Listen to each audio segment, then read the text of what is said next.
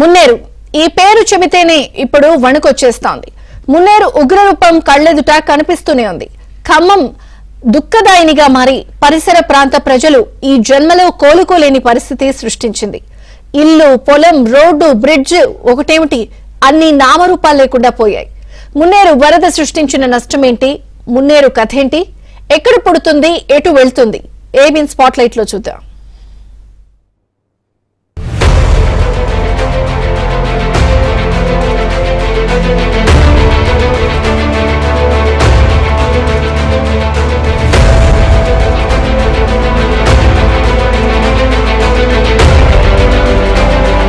వందేళ్లలో చరిత్ర చూడని వరద,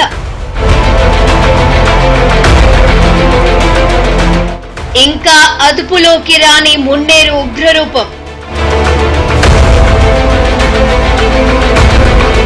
నిరాశ్రయులుగా మారిన వేలాది మంది జనం. గ్రామీణ ప్రాంతాలు సైతం అతలాకుతలం. మొన్నటి వరకు సాగు, తాగునీరు అవసరాలను నిస్తంగా తీర్చిన మున్నేరు నేడు ఉగ్రరూపం దాల్చింది. మున్నేరు పరివాహక ప్రజలు సర్వం కోల్పోయారు. మున్నేరు వరద ఎన్నో ఇండ్లు, భూములను, పంటలు, ఆస్తులను తనలో కలిపేసుకుంది. ఎంతో మంది నిరుపేదలను నిరాశ్రయులుగా మార్చింది. ఆరుగాలం కష్టించి పండించిన పంటలు నీట ముంచి అన్నదాతలను నష్టాల ఊబిలోకి నెట్టేసింది.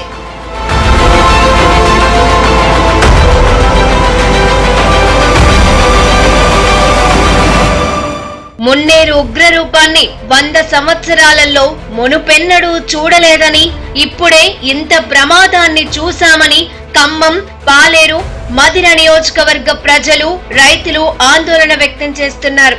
ఖమ్మం జిల్లాలలోని తీర్థాల నుంచి ప్రారంభమయ్యే మున్నేరు ఖమ్మం రూరల్ మండలంతో పాటు ఖమ్మం, మధిర నియోజకవర్గాల మీదుగా ఆంధ్రప్రదేశ్ రాష్ట్రం ఎన్టీఆర్ జిల్లాలోకి ప్రవేశిస్తోంది. పెనుగంచి పోలు మీదుగా కీసర వద్ద కృష్ణానదిలో కలిసిపోతోంది.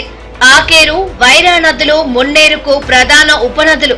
మున్నేరు సముద్ర మట్టానికి 238 మీటర్ల ఎత్తున ప్రారంభమై కృష్ణానదిలో కలిసేసరికి మున్నేరు మొత్తం 195 కిలోమీటర్ల దూరం ప్రవహిస్తోంది.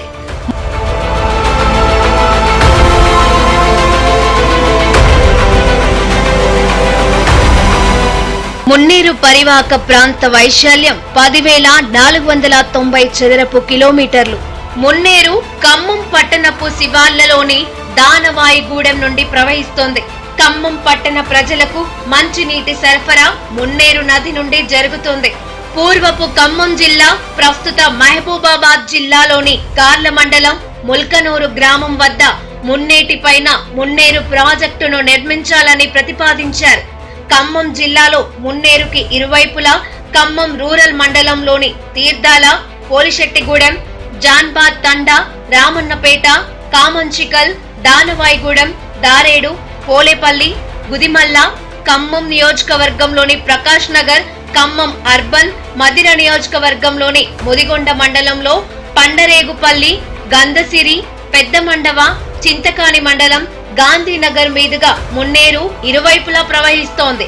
వందల కిలోమీటర్ల మేర ఆయా నియోజకవర్గాల పరిధిలో మున్నేరు పరివాహక ప్రాంతం ఉంది. ఖమ్మం నడిబొడ్డున సునామీ వచ్చిందా లేక గోదావరి ప్రళయం వచ్చిందా అని ఆశ్చర్యపడే విధంగా ఇటీవలే వచ్చిన మున్నేరు వరదల విశ్వరూపానికి పరివాహక ప్రాంత ప్రజలు విలవిలలాడారు. తుఫాన్ అనంతరం ప్రశాంతంలాగా ఇప్పుడు వరద గాయాలు బయటపడుతున్నాయి. పగటిపూట వరదలు రావడంతో ప్రాణాలతోనైనా బయటపడ్డారు.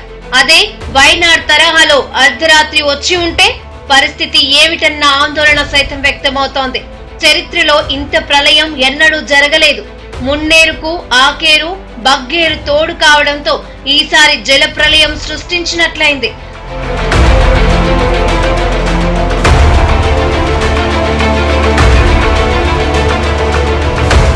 దాదాపు 47 సెంటీమీటర్ల వర్షపాతం నమోదు కావడం వల్లనే ఈ పరిస్థితి ఏర్పడింది. మున్నేరు నీటి ప్రవాహం ఎప్పుడూ కూడా 20 అడుగులకు చేరలేదు. 2023 జూలై 29న మాత్రం 31 అడుగుల మేర మున్నేరు వరద రాగా ఈసారి ఏకంగా 36 నుంచి 39 అడుగులకు చేరింది.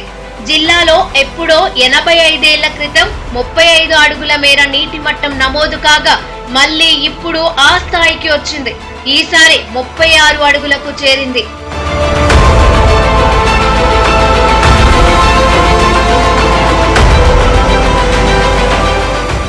మొన్నటి మున్నేరు వరద ఉధృతి కారణంగా ఎన్నో వందల ఇండ్లు నేలమట్టం, వేల ఎకరాలలో పంట నష్టం వాటిల్లింది.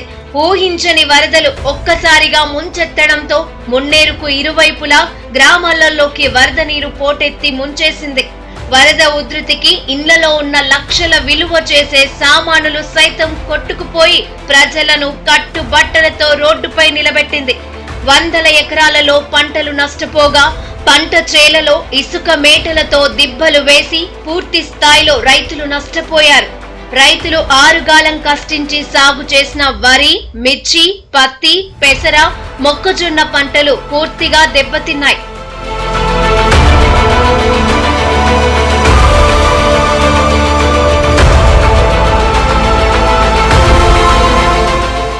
ఖమ్మం జిల్లాలో 70,000 ఎకరాలలో పంట నష్టం వాటిల్లినట్లు అధికారులు ప్రాథమికంగా అంచనా వేశారు.